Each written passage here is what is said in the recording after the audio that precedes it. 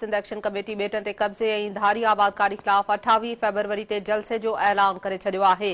आम ख़बर आहे अवां खे ॾियूं पिया। जामशोरी में प्रेस कॉन्फ्रेंस कंदे जलाल महमूद शाह चयो आहे त सिंध जे बेटनि ते कब्ज़े वारो ऑर्डिनेंस ख़त्म थी वियो आहे। वफ़ाक़ ॿीहर सिंध जे बेटनि ते कब्ज़ो करे सघे थो। उन पारां इहो बि चयो वियो आहे त सिंध जे बेटनि ते कब्ज़ो थियो त मज़ामत कई वेंदी। पीपल्स पार्टी सिंध जे मुफ़ाद ते सौदेबाज़ी कंदी आई आहे। अहम ख़बर आहे नाज़ सां शेयर कयूं पिया। सैयद जलाल महमूद शाह जो चवणु हो त सिंध हुकूमत मुहाणनि खे सहूलियतूं फराहम करे सिंध जूं ज़मीनूं भुगड़नि मुठ एवज़ विकिरो थी रहियूं आहिनि। रियाज़ चांडियो चयो आहे त सिंध जे बेटनि ते वालार बर्दाश्त न कंदा। पीपल्स पार्टी सिंध जो तहफ़ुज़ न करे रही आहे।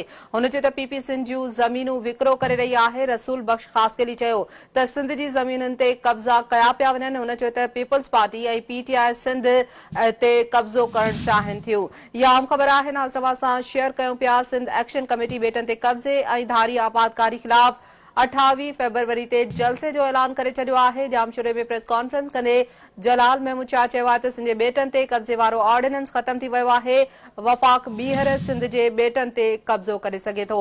इन हवाले सां नाज़ खे वधीक ॿुधायूं पिया त सैयद जलाल महमूद शाह पारां चयो वियो आहे त सिंध जे बेटनि ते कब्ज़ो थियो त मज़ामत कई वेंदी। पीपल्स पार्टी सिंध जी मुफ़ादनि ते सौदेबाज़ी कंदी आई आहे। तफ़सील मालूम कयूं था इन हवाले सां जामशोरे मां सिंध टीवी न्यूज़ जे रिपोर्टर मुर्तज़ा नुहाणी खां। मुर्तज़ा अपडेट कजो। सिंध एक्शन कमेटी बेटनि ते कब्ज़े ऐं धारी आबादकारी ख़िलाफ़ 28 फ़रवरी ते जलसे जो ऐलान करे छॾियो आहे।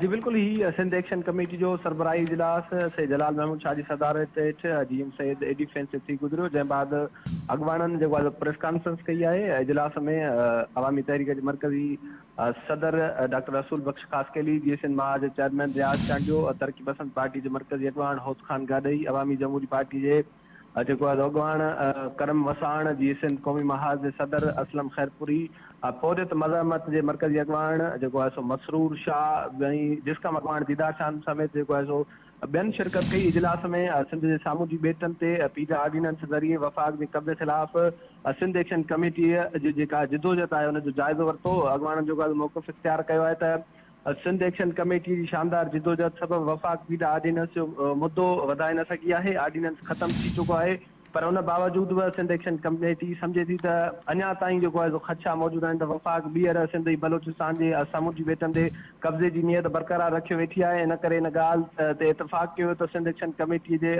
प्लेटफॉर्म तां सिंध दुश्मन मनसूबनि ख़िलाफ़ जिदोजहद जे लाइ जेको आहे क़ाइमु रखी वेंदी ऐं जंहिं प्लेटफॉर्म तहत सिंध जे सामुंडी बेटनि, सिंध जे वसीलनि, सिंध जी ज़मीन ते विलार ऐं कब्ज़ो, सिंध में गैर मुल्की जी जेका यलगार आहे हुनखे रोकण लाइ सिंध रोल आहे उहो किरदारु जेको आहे अदा कंदी रहंदी। इन सां गॾोगॾु मां तव्हांखे ॿुधाईंदो हलां त अॻवाननि ऐलान कयो आहे इजलास में 18 फ़रवरी ते सखर में सामुंडी बेटनि जे तहफ़ुज़, सिंध जी ज़मीन ते लैंड माफ़िया जी गैर क़ानूनी कब्ज़नि ऐं प्लाट जेके आहिनि उन्हनि ते कयो पियो वञे, कब्ज़ा कया पिया उन ख़िलाफ़ जेको आहे 18 फ़रवरी ते एहतजाज कयो वेंदो। इजलास में जी सिंध महाज़ तरफ़ां 21 फ़रवरी ते सिंध असेंबली अॻियां जेको आहे सो एहतजाज जो ऐलान पिणु कयो आहे। अॻवाननि जेको आहे सो सिंध हुकूमत खे हिन सॼे मामले जो ठहिरायो आहे त सिंध हुकूमत वफ़ाक़ सां गॾिजी जेको आहे सिंध जे ज़मीन ते विलार करे रही आहे ऐं सिंध एक्शन कमेटी पंहिंजी जिदोजहद जारी रखंदी। सिंध जी कंहिं बि ज़मीन ते जेको आहे सो धारियुनि खे तोड़े वफ़ाक़ खे कब्ज़ो करणु न ॾिनो वेंदो। जी वॾी महिरबानी अपडेट करण जे लाइ।